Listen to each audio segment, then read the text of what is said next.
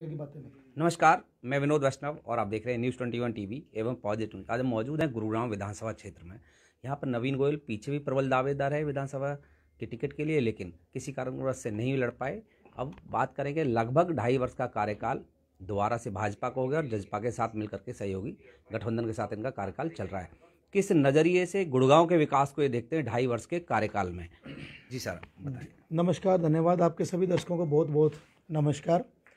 देखिए, सबसे पहले तो मैं कहना चाहता हूं कि जब से हमारे देश के अंदर आदरणीय प्रधानमंत्री नरेंद्र भाई मोदी जी की सरकार बनी है, पूरे देश में बहुत बहुत बड़े फैसले देश हित में किए गए हैं।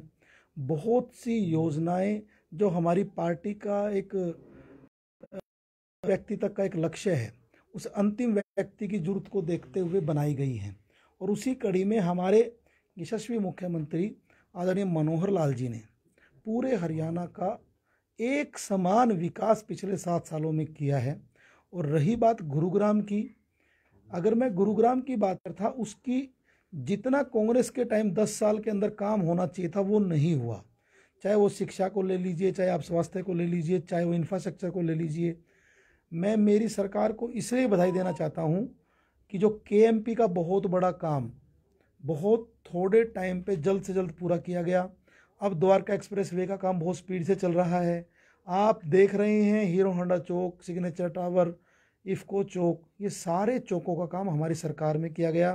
चाहे आप बजगेड़ा का फ्लाईओवर देख लीजिए, चाहे वजीरपुर का फ्लाईओवर देख लीजिए, चाहे गढ़ी अरसुर का फ्लाईओवर देख लीजिए। क्योंकि किसी भी शहर की तरक्की उसके इंफ्रास्ट्रक्चर पर डिपेंड करती है। लेकिन गुरुग्राम एक विश्व स्तरीय शहर हो गया है। यहाँ पर हमारी पार्टी हमारे माननीय मुख्यमंत्री जी के नेतृत्व में, हमारे आदरणीय राव इंद्रजीत साहब के नेतृत्व में बहुत तेज़ी से काम चल रहा है। लेकिन इसके ऊपर लगातार काम करने की ज़रूरत है, और ख़ासकर ओल्ड गुरुग्राम के लेकर के, और उन सब चीज़ों के लिए हम और हमारी पार्टी पूरा काम कर रही है। नवीन जी, एक सवाल ये भी है कि देखिए, हमने कई भाजपा के कार्यकर्ताओं से जब बातचीत की 2.5 वर्ष के कार्यकाल पर, भाजपा कहती है 7 और 7 कमाल। लेकिन 7 कमाल में कई बार कार्यकर्ता ये कह देता है कि देखिए, संगठन के हिसाब से बहुत ड्यूटी निभाई नवीन गोयल ने, लेकिन आज वो जिम्मेवारी नहीं मिल पाई जो इन्हें मिलनी चाहिए, जिसके लिए कैलिबर रखते हैं। इस पर कुछ खास कहना चाहेंगे अपने कार्यकर्ताओं को और पार्टी के नेताओं को? नहीं, मैं आपकी इस बात से बिल्कुल सहमत नहीं हूँ। देखिए, आप नहीं हो सकते सहमत, लेकिन जो कार्यकर्ता हैं उनकी मैं बात आपको कहने का काम कर रहा हूँ। भारतीय जनता पार्टी एक ऐसी पार्टी है जहां पर एक छोटे से कार्यकर्ता को, देखिए, अगर हमारे देश के प्रधानमंत्री जी को देखें, जो चाय बनाने वाला आदमी अगर देश का मुख्यमंत्री बन सकता है, एक योगी जी जो एक सब कुछ छोड़ छाड़ के एक संत के वाणे में, और आज वो पूरे उत्तर प्रदेश का उन्होंने अपने घर भरने का काम नहीं किया।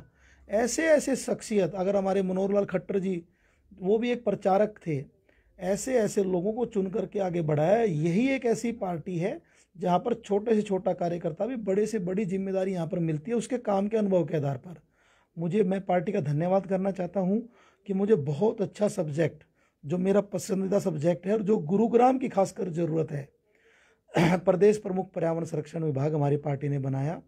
अभी पीछे हमने 1 महीना बागपत चुनाव में मेरी ड्यूटी लगी थी, वहाँ प्रवासी प्रभारी के रूप में, वहाँ पर हमने काम किया। और अभी मेरे पास कल सूचना मिली है, अभी नगर परिषद के नगर पालिकाओं के चुनाव हैं, उसमें फिरोजपुर जिरका की हमारे को चुनाव करवाने की जिम्मेदारी दी है, इलेक्शन का प्रभारी लगाया है। हमारी पार्टी काम करने वाले आदमियों को काम की कोई कमी नहीं है। लगातार काम हमारी पार्टी हमें जिम्मेदारी देती है और हम उसको बेखूबी निभाने का पूरा प्रयास करते हैं। और मेरे जैसे छोटे कार्यकर्ता का पार्टी में इतना मान सम्मान है, मैं बहुत संतुष्ट हूँ। और हर तरीके से जितने भी हम काम गुरुग्राम में किसी भी अधिकारी को बताते हैं, तो मैं इस बात को दावे से कहता हूँ, अगर हम उसका सकारात्मक फॉलोअप करते हैं तो मैक्सिमम काम, पूरे के पूरे काम होते हैं। जिस भी मंत्री से हम कोई डिमांड करते हैं वो सारी परस्यू करते हैं और सबके अंदर रिजल्ट आ रहा है। नहीं नवीन जी, सवाल ये है, नवीन जी सवाल ये है जी, कि देखिए, एक आदमी संगठन के तौर पर बहुत दिनों तक काम करता है, लेकिन एक लिमिट के बाद वो भी कहता है कि मुझे किसी एक ऐसे पद पर जाना चाहिए जिसके बाद, उस पद पर जाने के बाद मैं उन लोगों की समस्याएं सॉल्व कर सकूं जो मैं बिना पद के नहीं कर सकता हूं। अब आप, मेरे तात्पर्य ये है कि विधायक और मंत्री के बिना कुछ ऐसी चीज़ें हैं कि जहां आप जनता के हित के लिए काम नहीं कर सकते किसी भी हालत में। ये सच है। तो आप ये सच आपका नहीं है। नहीं, मैं आपसे इसलिए जानना चाह रहा हूँ कि आने वाले समय में दोबारा से आपको मौका मिलता है चुनाव लड़ने का, तो क्या प्रेफर करेंगे, निगम का, मेयर का या विधायक का? देखिए, सबसे पहले ज़्यादा जरूरी है कि आप जनसेवक बने। वो तो आप हैं। आप एक बार पूरी बात हो लेने दीजिए। हमें जन उपयोगी होना है, हमें पार्टी उपयोगी होना है। जो हमारी डेस्टिनी है, जो जब जनता का साथ होता है, जब आप अच्छा काम करते हैं, तो जो जिम्मेदारी मिलनी होती है उस आप हर रोल को बेखूबी निभाते चले जाओ। जी। पार्टी जो जिम्मेदारी देगी उस जिम्मेदारी को पहले भी पूरा किया है और आगे भी बिल्कुल पूरा करेंगे। और काम करने के लिए मैं मानता हूँ किसी पद की या पावर की ज़रूरत नहीं होती। काम करने के लिए लोगों का प्यार, बुजुर्गों का आशीर्वाद, आपकी इच्छा शक्ति, आपके साथ एक डेडिकेटेड कमिटेड लोग होने चाहिए। जब आपके साथ ये सारी चीज़ें होती हैं, खासकर मैं मानता हूँ जब आप हार्ड वर्किंग करते हैं, जब आपका एक विज़न होता है, एक विल पावर के साथ आप काम करते हैं, तो रिजल्ट बड़े अच्छे आते हैं। और हमें तो सिर्फ ये सोचना है कि हम गुरुग्राम की तरक्की, गुरुग्राम का विकास, गुरुग्राम की खुशहाली को कैसे बढ़ा सकते हैं। गुरुग्राम के अंदर एक तरफ बहुत बड़े बड़े अमीर लोग हैं, लेकिन अगर अमीर लोग 20% हैं तो 30% मिडल लोग होंगे, 50% लोग या 40% लोग गरीब भी हैं। उन गरीब आदमियों को सारे वो अधिकार मिलें, सारी उनकी जो ज़रूरतें पूरी हों। कोई भी आदमी भूखा गुरुग्राम के अंदर ना सोए, कोई भी आदमी गुरुग्राम के अंदर अच्छी शिक्षा के बिना ना रहे, गुरुग्राम के अंदर कोई भी आदमी रोजगार के बिना ना रहे। उस पर चिंता करनी है और उस पर हम काम करें। अच्छा नवीन जी, एक बात ये होगी, ठीक है आपने कहा कि ये चीज़ें होनी चाहिए। आगे का देखिए, चुनाव उत्तर प्रदेश में है, पंजाब में भी है। एक अभी स्टेटमेंट है, आपसे सवाल मैं इसलिए कर रहा हूँ क्योंकि गुरुग्राम एक क्योंकि भारतवर्ष से सभी जगह के लोग यहाँ पर गुरुग्राम में रहने को आए हैं और रहते हैं। तो एक स्टेटमेंट आई अभी पंजाब के मुख्यमंत्री चन्नी साहब की, उस पर। दूसरा, उत्तर प्रदेश में आपकी ड्यूटी लगी, जैसे कि आपने बताया अभी कुछ समय पहले। तो किस नज़रिए से इस चुनाव को देखते हैं? सबसे पहले तो मैं बहुत कड़े शब्दों में भरसक निंदा करता हूं चन्नी साहब की। उन्होंने इतना एक गैर जिम्मेदाराना बयान दिया है, जितनी निंदा की जाए उतनी कम है।